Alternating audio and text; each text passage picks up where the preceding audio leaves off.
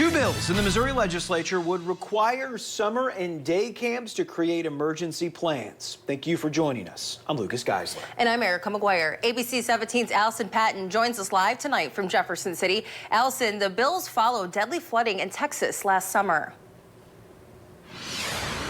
Erica and Lucas, the flooding killed 27 campers last summer. And I spoke to a dad of one of the girls. He says this tragedy could have been avoidable.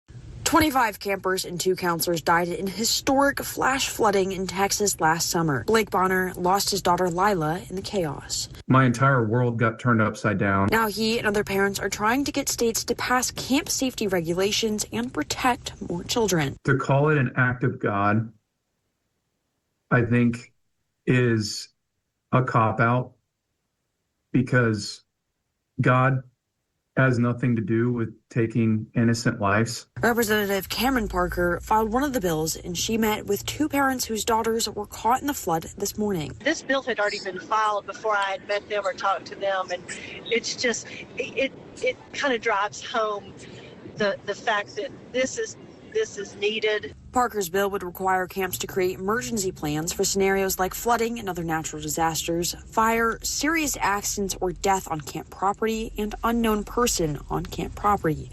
These plans would need to be approved by the Department of Elementary and Secondary Education. Once approved, the County Emergency Management Agency and local law enforcement would need a copy. I'm very confident that those girls' lives would have been saved if those precautions, were in place. The bill also requires camps that have over 6 children under their care get licensed.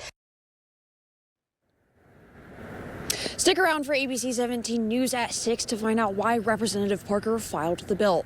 Reporting live in Jefferson City, I'm Allison Patton, ABC 17 News. All right, thank you, Allison.